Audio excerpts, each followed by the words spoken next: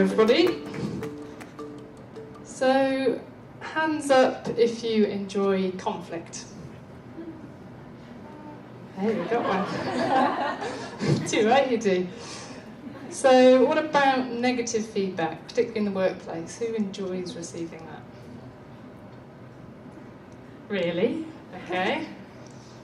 How does negative feedback, or even badly constructive feedback, feel when you get it? It's not good. Shit. Good word. What are the kind of emotions that you then go through? Like, do you just accept it and go, yeah, I'm shit, I'm wrong? Or do you go, I think you'll find that I know what I'm doing? Part of you might be going, oh my God, I don't know what I'm doing. Somebody's found me out. I shouldn't be here. Oh my God, they've realised I'm a girl. But the important thing is this is the same for everybody. So I'm really here to say, through my experience, particularly when I worked at Oxfam, I was reviewing project evaluations of projects that specifically had gender equality as their design, like that's what they were supposed to be doing. And when you get to evaluate them, you get to see, well, what works and what doesn't work. And the very interesting thing was nearly universally, taking a human rights approach doesn't work. So that's pretty depressing. So it'll work a little bit. It's great for gathering support, particularly of the oppressed population, whether it's gender or whatever group you're trying to work with. It's great for leading discussions about inequality, but for actual change, it's difficult. So you might be able to get sort of an advocacy campaign on, but really the critical things that make the success happen in those campaigns is some sort of other argument. So other speakers have mentioned this. Technically it's called an instrumentalist approach. So rather than the human rights approach, you're using other approaches.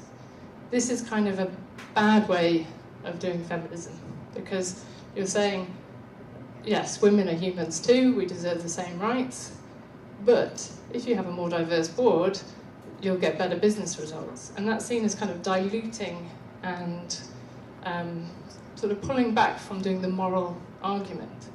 And I think it's rightly positioned as a kind of more negative approach than just saying, look, we are human beings.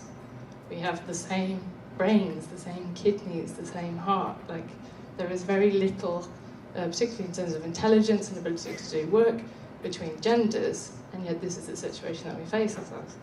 So really,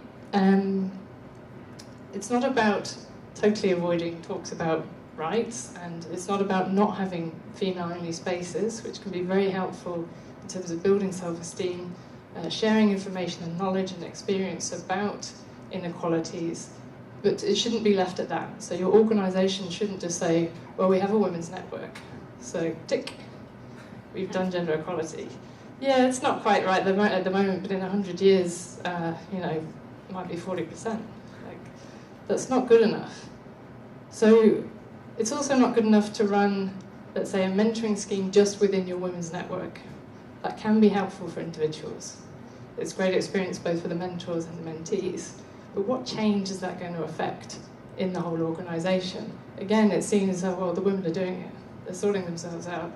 We no longer have to engage, we don't have to change anything else. So it can be sort of more practical, albeit slightly instrumental way of working, to think more about leadership skills, to think about having activities and actions that include everybody, so not just the women. Thank you.